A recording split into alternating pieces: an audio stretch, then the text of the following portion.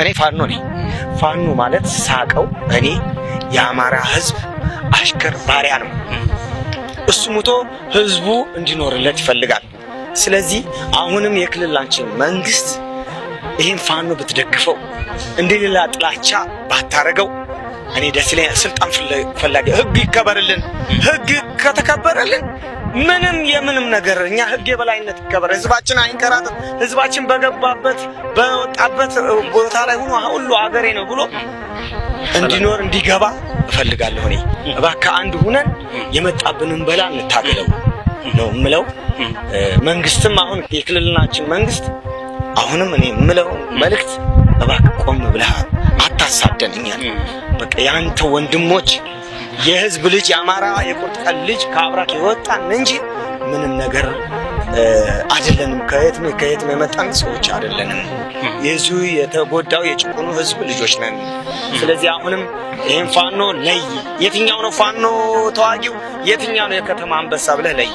ስለዚህ አሁንም ቢሆን ህዝባችንም እኔ ማስተላልፈው ለህዝባችን አሁን ተነሳ፣ አማራ ጊዜው ደርሷል።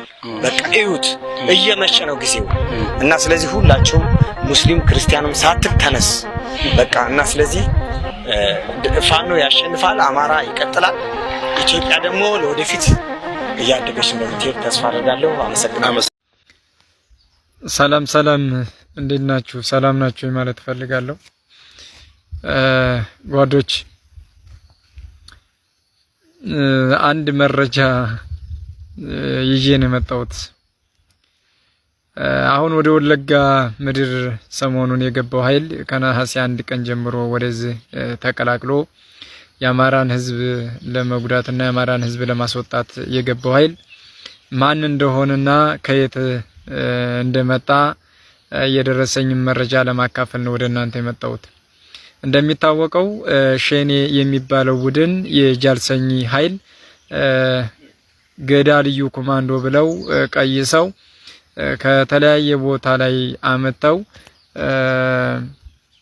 የአማራን ህዝብ ከወለጋ እንዳጠፋ ያደረጉበት ሁኔታ ነው። እንግዲህ ያ ማለት ካሁን በፊትም ሸኔ ጋር በምንዋጋ ሰዓት ድጋፍ እንደሚሰጣቸው የመከላከያ ልብስ እየለበሱ ቀን በቀን እንደሚሉ በደንብ ያየንበት ሁኔታ አለ። ምክንያቱም ኤርትራ አካባቢ ቆይቶ ከነጃልሞሮ ቡድን ከርቶ ወደ ጃልሰኝ የገባ 17 አመት ታገያለው ለኦሮሞ ነጻነት ብሎ የሚያወራ አንድ አመራር ጉትና አካባቢ ላይ የገባ ስላለ ከዚያን ግን በደንብ ስናጸና እነሱ እንደሆኑና የነሱ ኃይል ተጨምሮ እንደዚህ አድርጎ ማህበረሰቡን እንደዘረፈባቸው እነሱ ውስጥ ያለ መግባባትም እንደተፈጠረ የታየበት ሁኔታ አለ። በቢሊየን የሚቆጠር ገንዘብ ተዘርፏል። ያ ማለት እኛ ጋር ኃይለኛ ውጊያ ለመክፈት ጥረት አድርገዋል። በመጡበት ልክ ደግሞ ዋጋቸውን ሰተናቸዋል። አሁን ደግሞ ኃይል ለማስጨመርም ስራ እየሰሩ ነው። ስለዚህ ይሄ ኃይል ሸኔ ያው እንደምታውቁት አቋም የለውም።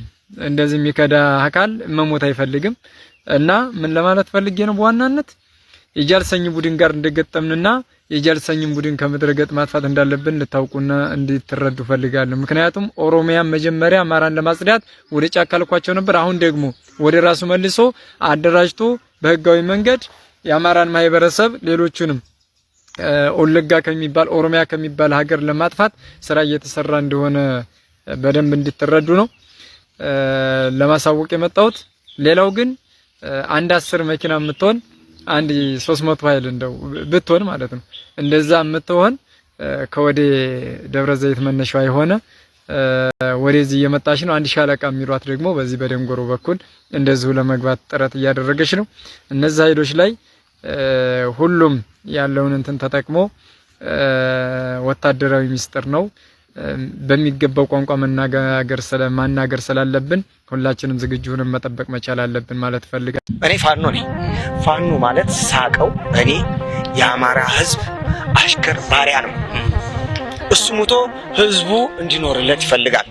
ስለዚህ አሁንም የክልላችን መንግስት ይሄን ፋኖ ብትደግፈው እንደሌላ ጥላቻ ባታረገው እኔ ደስ ይለኛል። ስልጣን ፈላጊ ህግ ይከበርልን። ህግ ከተከበረልን ምንም የምንም ነገር እኛ ህግ የበላይነት ይከበር፣ ህዝባችን አይንከራተት፣ ህዝባችን በገባበት በወጣበት ቦታ ላይ ሆኖ ሁሉ ሀገሬ ነው ብሎ እንዲኖር እንዲገባ እፈልጋለሁ። እኔ እባክህ አንድ ሁነን የመጣብንን በላ እንታገለው ነው የምለው። መንግስትም አሁን የክልላችን መንግስት አሁንም እኔ የምለው መልእክት እባክህ ቆም ብለህ አታሳደንኛል። በቃ ያንተ ወንድሞች የህዝብ ልጅ የአማራ የቁርጥ ቀን ልጅ ከአብራክ የወጣን እንጂ ምንም ነገር አይደለንም። ከየትም የመጣን ሰዎች አይደለንም። የዚሁ የተጎዳው የጭቁኑ ህዝብ ልጅ